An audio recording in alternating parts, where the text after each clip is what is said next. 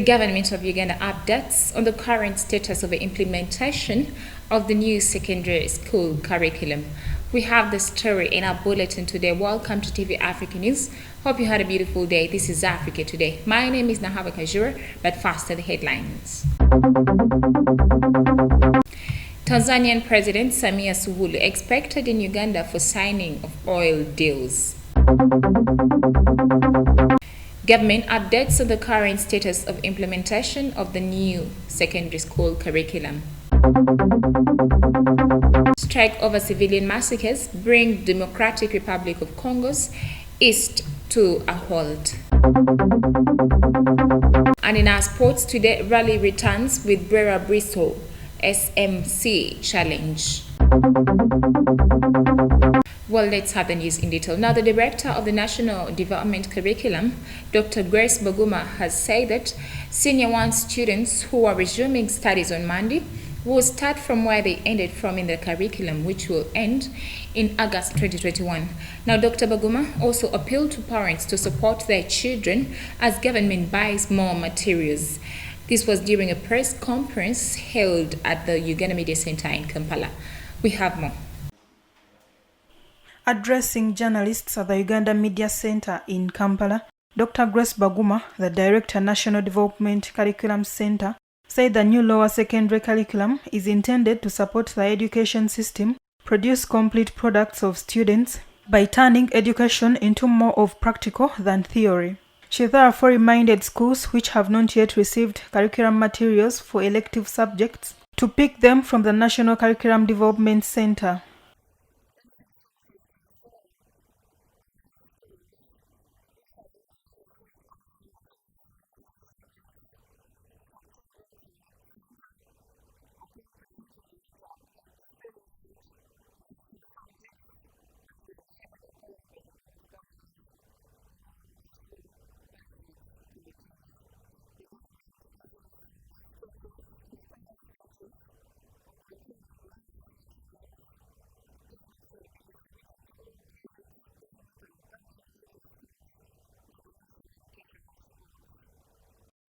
The Directorate of Education Standards and district administrators have also been urged to conduct regular school inspection to ensure that all schools teach Senior 1 students the revised lower secondary curriculum, and teachers who have been oriented have been asked to help their colleagues understand the expectations of the new curriculum.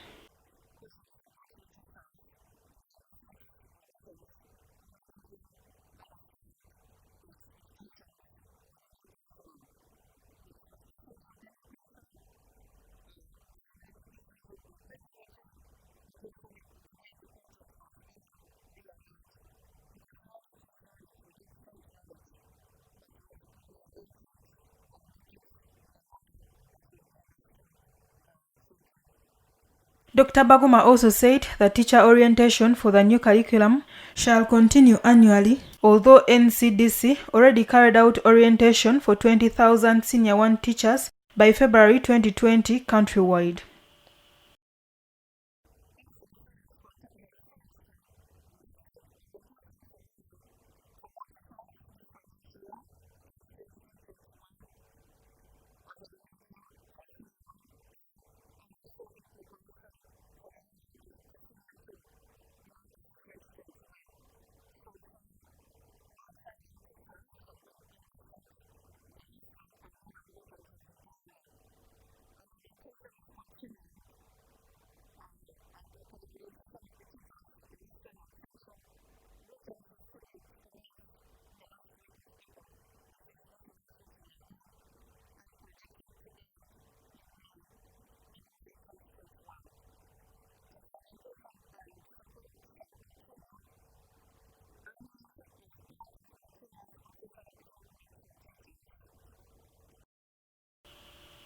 Teachers have also been asked to avoid mixing the old curriculum with the new revised lower secondary school curriculum. Senior 1 learners are expected to return back to school on 12 April 2021 and continue with the revised curriculum. Nalgo Muyingo, Africa Today. Well, moving on, the AstraZeneca roller coaster ride has taken another twist, with a growing list of countries restricting its use over very rare blood clots. We have more. While Britain, whose Oxford University developed it, now no longer recommends it for the under 30s, South Africa has rejected it right out. Nevertheless, the vaccine is still the most widely used in the world and remains cheaper and easier to store than its competitors. South Africa has suspended its vaccine rollout meant to begin with AstraZeneca in February after a study found the jab failed to prevent mild and moderate illness caused by a variant found there. More than a dozen countries, including biggest European Union nations, suspended AstraZeneca shots in mid-March because of fears over blood clots and other possible side effects. Most then restarted using it after Europe's drug regulator said it was safe and effective, but some other countries continued their suspensions, including Norway and Denmark. Many countries have resumed the vaccine's use only for older people, aged 55 and above, because the clots tend to affect young people the more. These include France, Germany, the Netherlands, Finland, Iceland, and Sweden, as well as Canada. But the doubts about blood clots did not go away, and the European Union and British drugs regulators said on Wednesday that it was linked to clotting in some rare cases. Spain, the Philippines and Italy reacted by suspending the jab for people under 60, while Belgium restricted it to those over 55, saying it should no longer be given to people under 50 unless they had already received a first dose without ill effects. Oxford University has suspended trials on children following the new concerns. Britain, which has already given more than 2 million doses of jab, says it will now offer alternative vaccines to young people. Despite criticism over supply difficulties and safety concerns, the AstraZeneca vaccine is today being administered in around 111 countries and territories. The jab also forms the bulk of those being given for free to poorer countries under the COVAX scheme led by the World Health Organization, the Gavi Vaccine Alliance, and the Coalition for Epidemic Preparedness Innovations. TV Africa News, Kachanchu Mtabazi reporting. Thank you so much, our reporter. Now moving on, the long wait for Uganda's final investment decision for oil and gas could come to an end this Sunday, following talks between government officials and industry leaders from Uganda and Tanzania. We have the report. Tanzania's new president, Samia Hassan Suluhu, is expected in the country for talks that should culminate into the signing of the deals on Sunday 11th, according to a top official from the Ministry of Foreign Affairs. This is President Suluhu's first state visit since her elevation to replace the late John Pombe Magufuli as the president of Tanzania last month. The late Magufuli was due in Kampala on March 22nd for the three-way signing of the crude oil export pipeline deal between the governments of Uganda and Tanzania and the French oil giant Total, the lead investor. However, he died a week before the due date. Kampala then announced that the deal would be signed the early half of April to pave way for the construction of 1,440-kilometer export pipeline from western Uganda to the Tanzanian Indian Ocean port of Tanga. According to concluded discussions so far, construction of the pipeline will be completed within 36 months of the signing of the deal, and this will commence the commercial production of oil. A 6 billion barrel per day refinery is also planned to process crude oil, and the finished products will be consumed by the local and regional markets.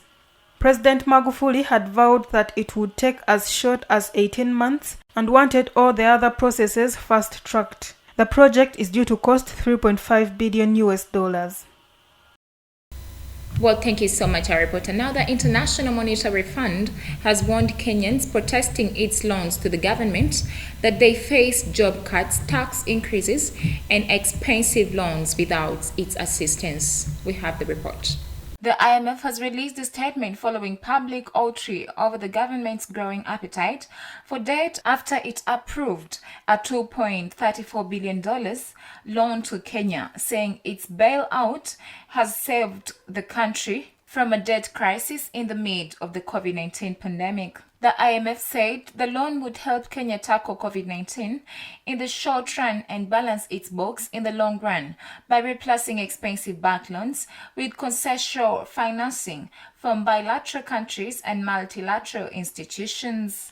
The arrangements with the IMF, together with additional financing from development partners and capital markets, and the G20 support under the Debt Serving Suspension Initiative, will help keep Kenya's significant medium-term financing needs, including to support their COVID-19 response. The pandemic has hit Kenya's revenues and limited access to commercial loans markets, forcing the country to turn to the World Bank and the IMF seeking direct budgetary financing. Last year, Kenya borrowed 79.3 billion from the IMF and has now taken 2.34 billion under the current program. From the World Bank, Kenya took 750 million in 2019 and last year took 50 million COVID-19 emergency funding, a 43 million loan for battling locusts, and 1 billion budget support facility to help manage adverse effects of the pandemic. Kenya plans also to borrow an additional $1.5 billion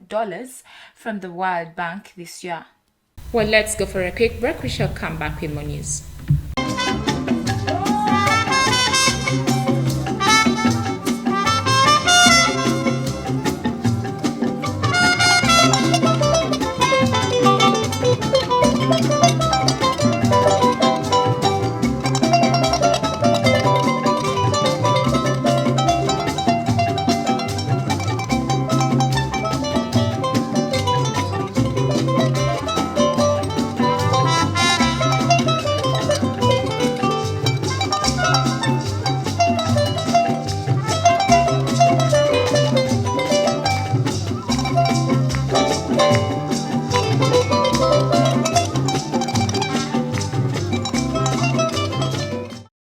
Welcome back for the break. You're still watching TV Africa, the right to know.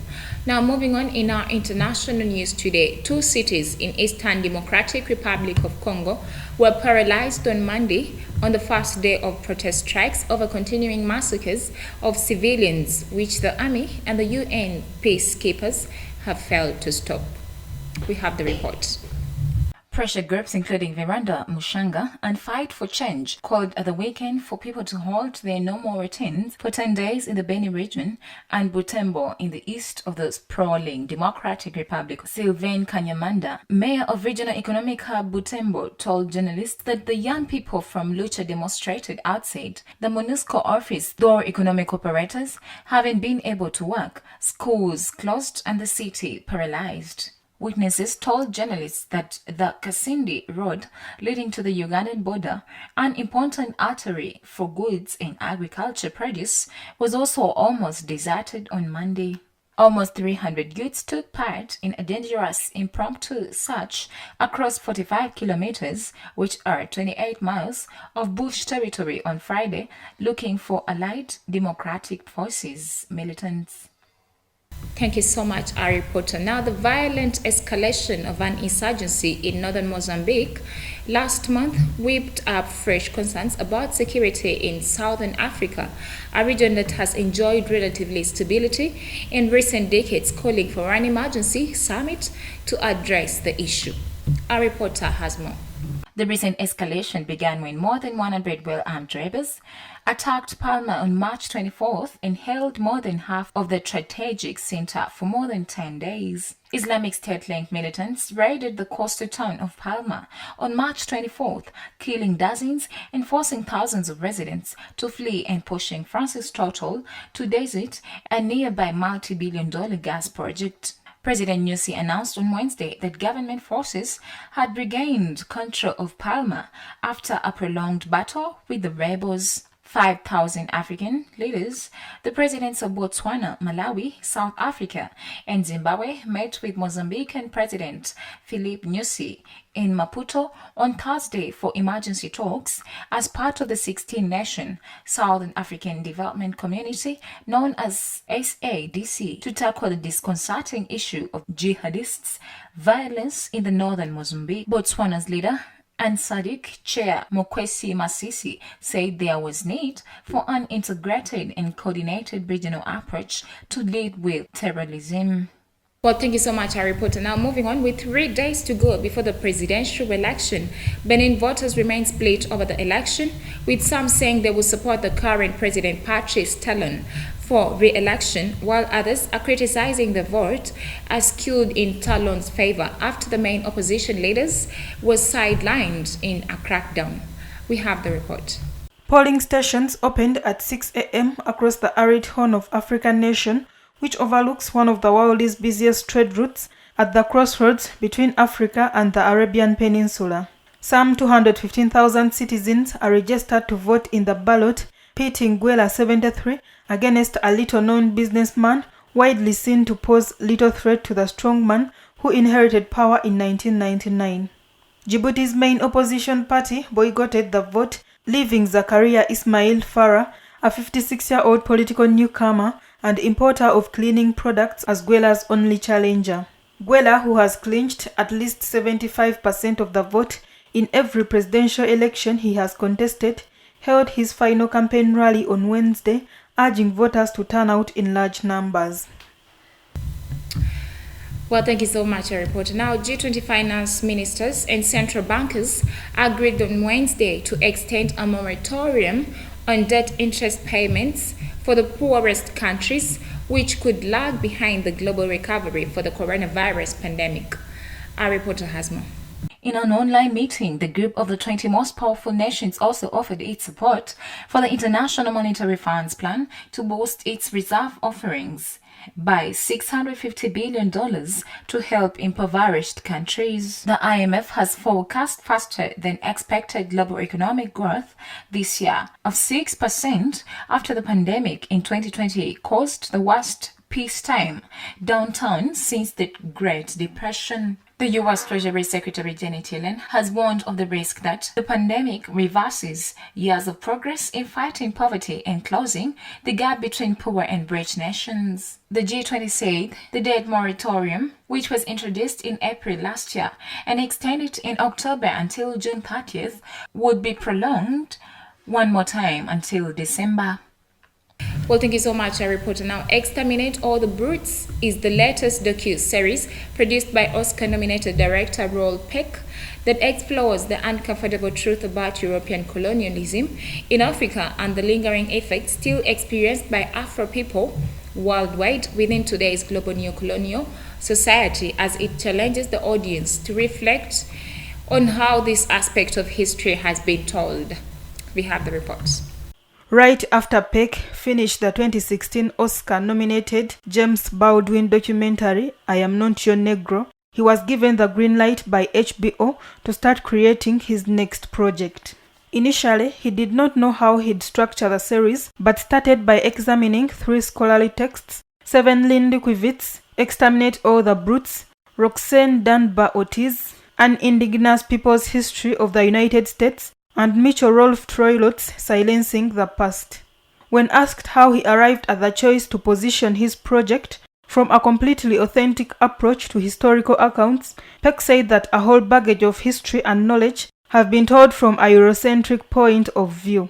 As the energy of the last year's unprecedented global Black Lives Matter social movement maintains its strength and the George Floyd trial continues in the US, Peck explained how his series might help people to understand what the trial means within a broader historical context. Well, let's go for a quick break. We shall come back with our business news. Well, thank you so much for keeping it Africa Today. You're still watching TV Africa, the right to know. Now, moving on in our business news today, the Tobacco Regulatory Authority in Zimbabwe said on Wednesday that tobacco production in Zimbabwe is expected to grow by nearly 9% this year as farmers in Harare mark the start of tobacco sales season in a market hall. Let's have the report. In 2021, tobacco production is expected to reach 200 million kilograms thanks to abundant rainfall, the country's tobacco industry and the marketing board estimated. Last year, production was at 184 million. As one of the biggest employers in the country, the tobacco industry is hard hit by unemployment despite its agricultural and mining resources. Patrick Devenish, the chairman of the Tobacco Industry and Marketing Board, said that because of the improved quality, the prices of tobacco will be a little bit higher compared to last year's 135 million kilos. Tobacco is a major source of foreign exchange for this Southern African nation, with sales reaching $782 million in 2020.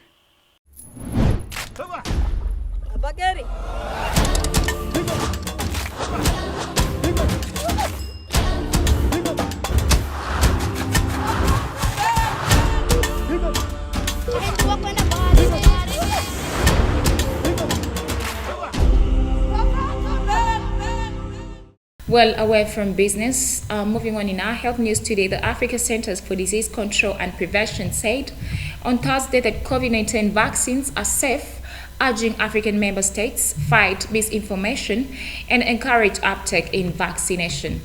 We have the report. Dr. Nkengasong said the discovery is a testament to the strong surveillance systems put in place by independent drug advisory bodies that led to the identification of those rare events.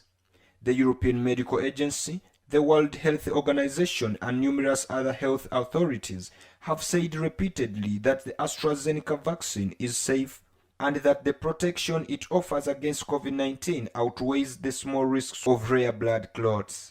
He cautioned the African Union to always remember that vaccines plus vaccination equals life saved and economy saved.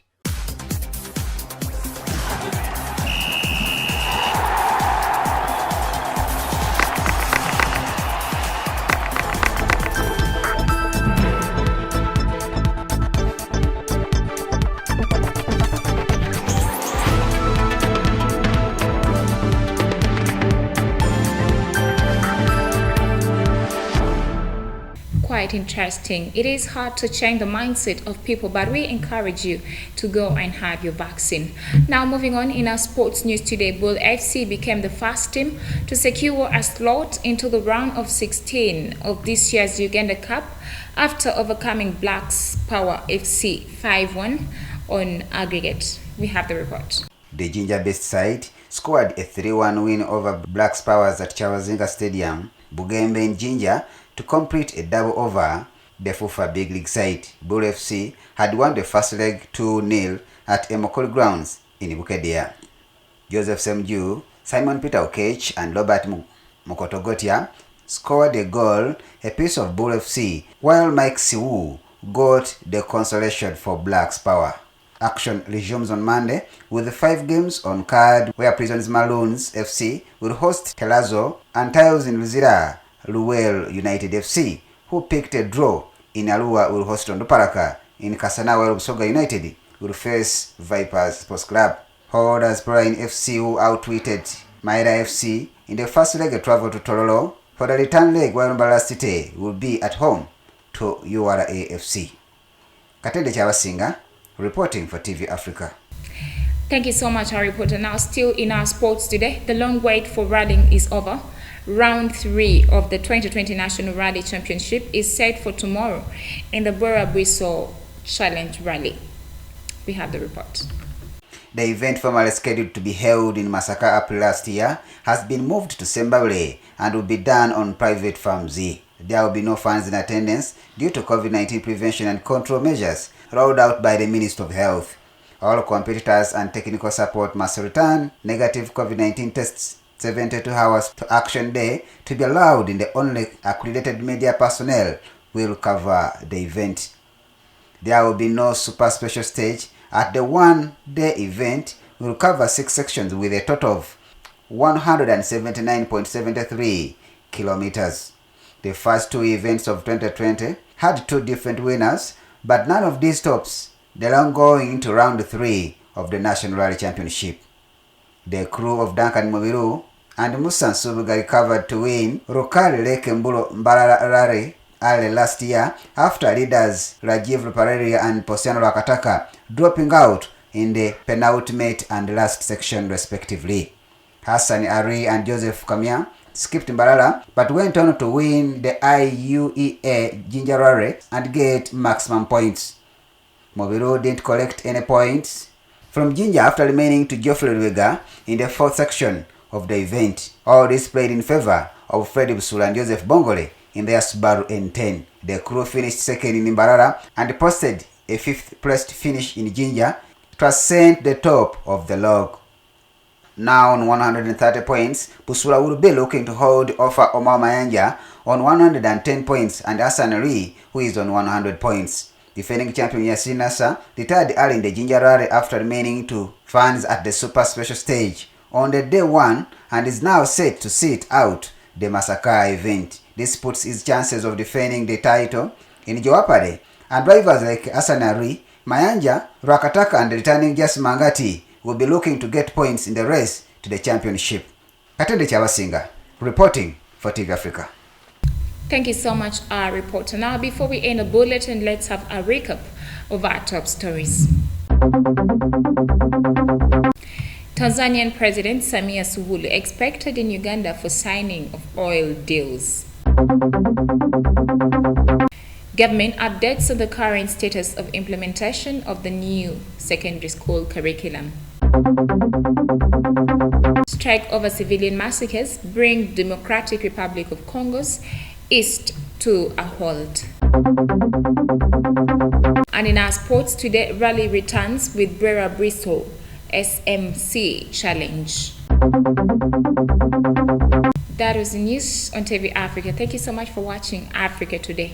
Don't forget to subscribe to our YouTube channel. We shall keep updating you. It is TV Africa, the right to know. This is Africa, and that was the news.